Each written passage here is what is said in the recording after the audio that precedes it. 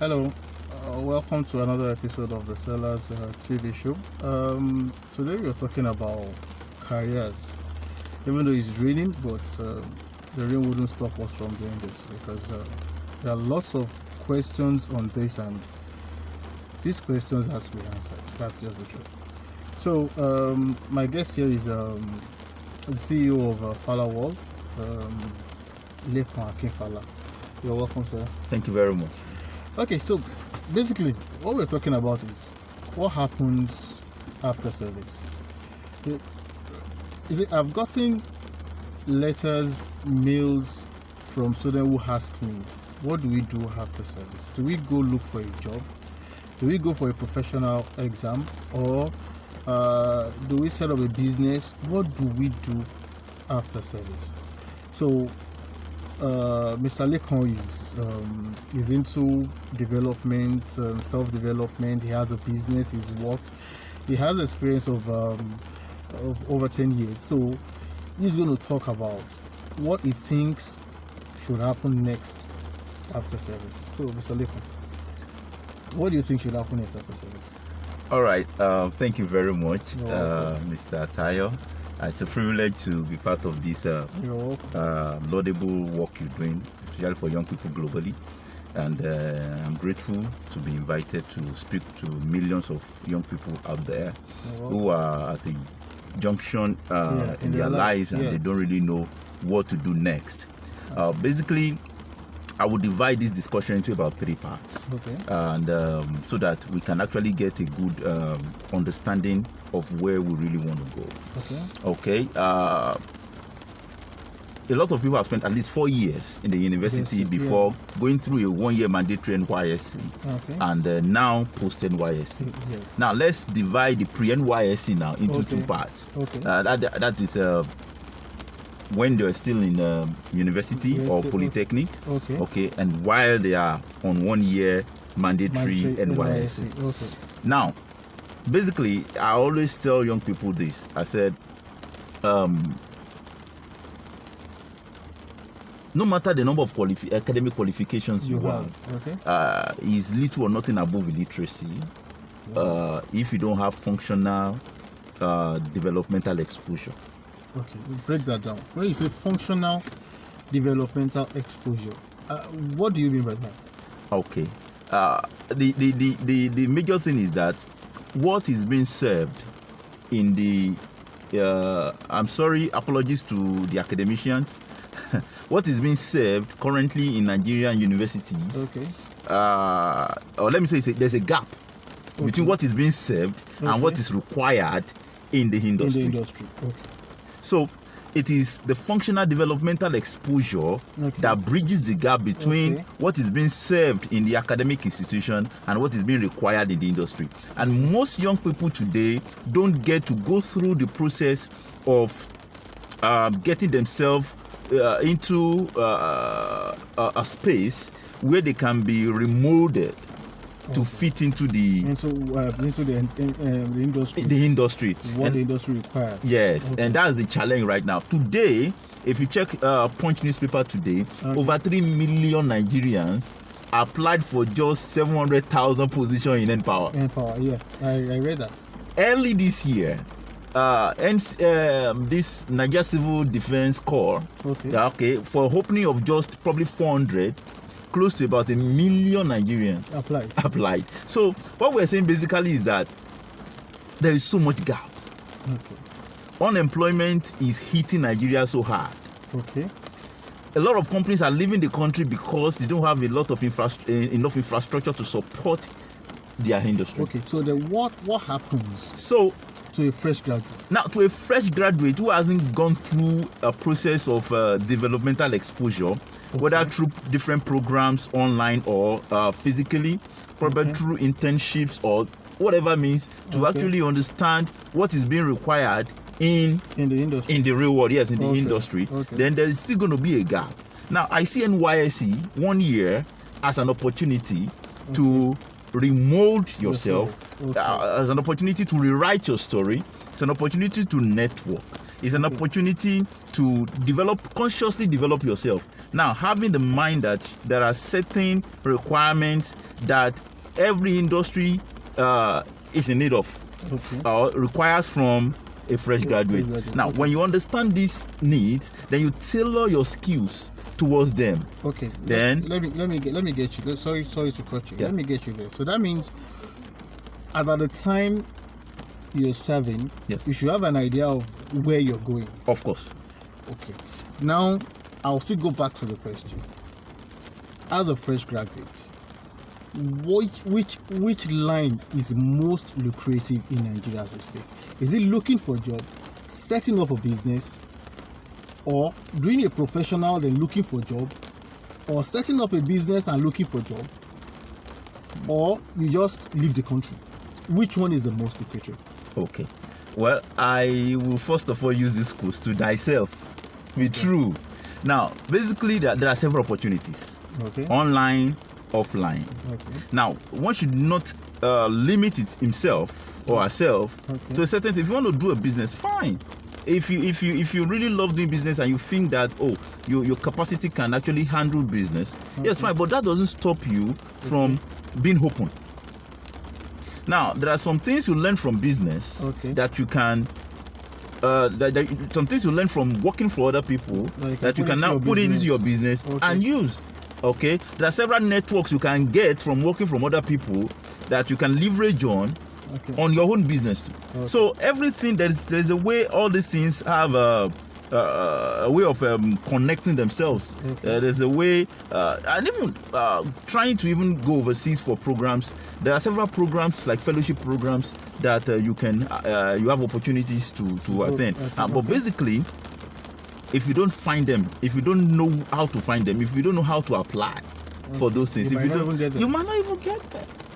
So there are several people running overseas to do hot jobs. There are people running overseas to just without papers, without nothing. No, there are programs that you can spend 2 years fully funded, and you'll be getting stipends every day. And the stipends we're talking about, I have a mentee who just came back from US. The average pay he gets every month, when you convert it to Nigerian currency, is 600,000. Wow, every month. Every month, and it's just an internship in US.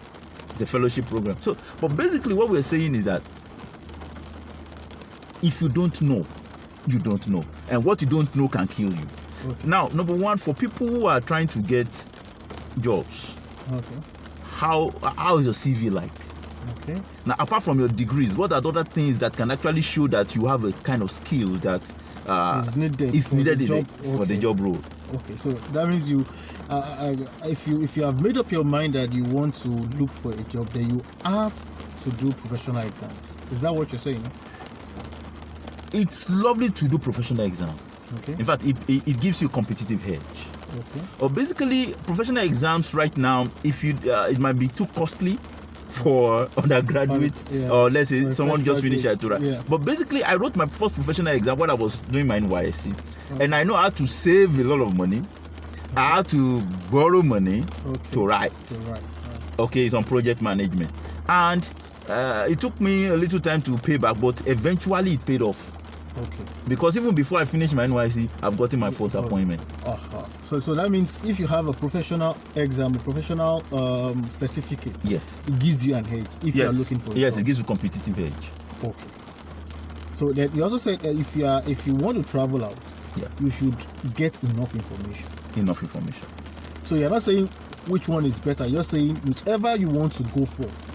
There's a need to be adequately informed about the processes, about the rules governing all those activities, because it's not about struggle sometimes. It's not about efforts. So it's good to put effort, but you must understand the rules governing the process, so that efforts will not just amount to time wasting. But then there's this idea now that jobs are very scarce. Right? We need to lean towards entrepreneurship. What do you say to that? Well, it is true that the jobs are very scarce. Statistics shows us that. But basically, the question is, what kind of jobs are scarce? Now, automation is replacing human. Yeah. And any work that has to do with routine, that is routine in nature, Yeah, of course. automation is gradually forcing them out. Of course. So whatever course you do in school, and you know its practical or applicability is routine in nature, please guard yourself. It's going to be faced off in the next 5 years. But basically what I'm saying is that IT jobs are becoming the hot cake now. Okay. Blockchain, deep learning, data analysis, network security, things that are related to the fourth industrial revolution skills are the ones selling now. So anything IT related.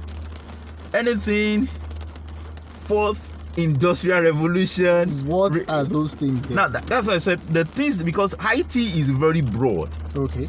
Now the IT that people are used to are now changing. And people who are used to some people are not even at par with the previous IT level. Of course. Not to talk of the current one, the trend. The trend now. Yeah. So, but basically, whatever you are, whatever you do, there's an IT skill that is related to what you're doing. Okay. Now, it is your responsibility to find out about the skills that are obtainable in this fourth industrial revolution. Okay. Now, those skills, like I mentioned something about deep learning. Okay. People are used to using Excel to do analysis, yeah. but there's an Excel with BI now, Power BI. That is business intelligence. Okay. So people who are very good at Excel should move a step further now. Okay, into Power BI, for instance. Okay. So we have deep learning, we have blockchain. Blockchain deals with a lot of this. If you are aware of all this cryptocurrency. Okay. Yeah. Blockchain is the technology facilitating the process and the transaction. Okay. We have deep learning, we have machine learning, we have cyber security, and this COVID-19 has actually opened a lot of things up.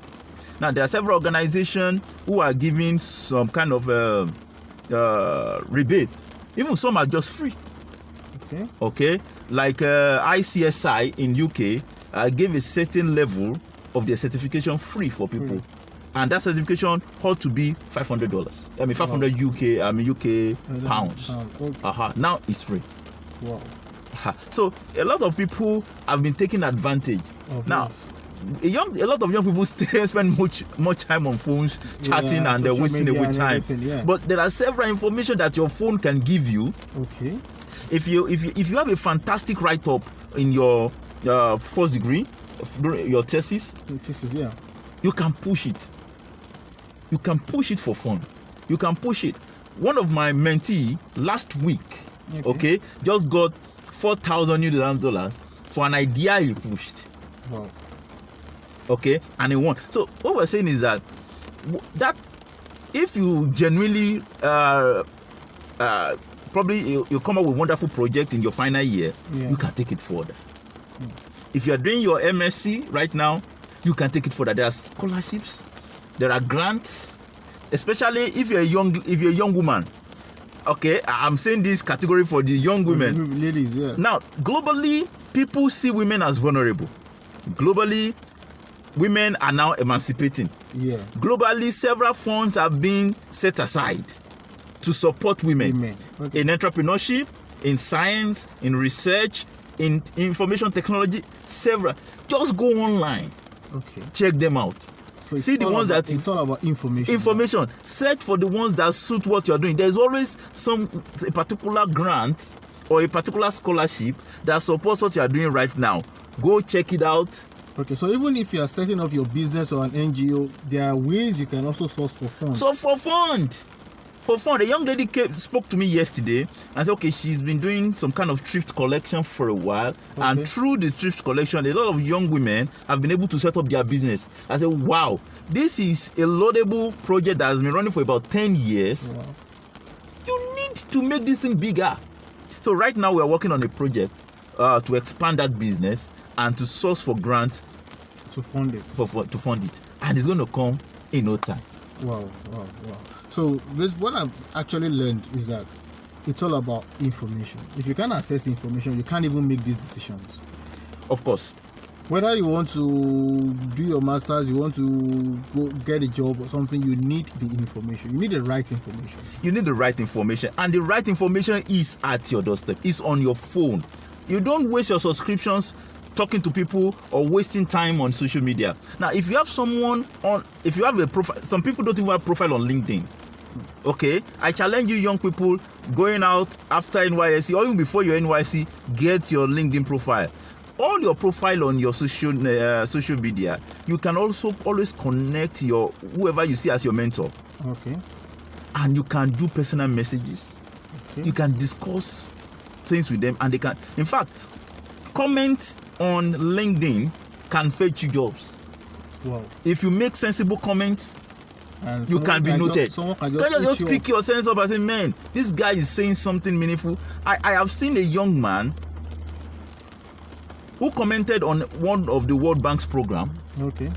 And he said, he just mentioned that, how he wished that such a program can be introduced in Nigeria, okay, that a lot of young people will benefit from it and all that. And out of thousands of comments, he was singled out. Someone saw his comment, saw his profile header, okay, found out that he's into climate change, energy conservation, and all these things. Okay. And I said, okay, we've been looking for someone to represent us in this area. And this guy just made this comment. I think his profile fits into what we want to do in Nigeria. He was invited to France. Wow. And true, he got an opportunity for scholarship in Belgium, another opportunity for scholarship in Italy. So he had to go to Belgium, touch France, touch Paris, before. So a lot of opportunities are there. A lot of opportunities are just there. A lot of opportunities are there. All right, thank you, Mr. Lekan. This is so enlightening, and I'm sure this must have answered many of your questions. But like one professor said, that when you listen to a program like this, it's not only meant to answer questions, it's also to stir thoughts. So I'm sure you are thinking of ways to go about your life right now. So if you have any questions, you can drop your comments. The phone number there, you can send a text or send a mail. I'll make sure Mr. Lekan gets it and he answers your question. So once again, thank you, Mr. Lekan. Thank you. And we also appreciate you, listeners and people watching. Yeah, we had to do it in a car because of the rain. I guess the information is worth it. So thank you and stay tuned. Bye.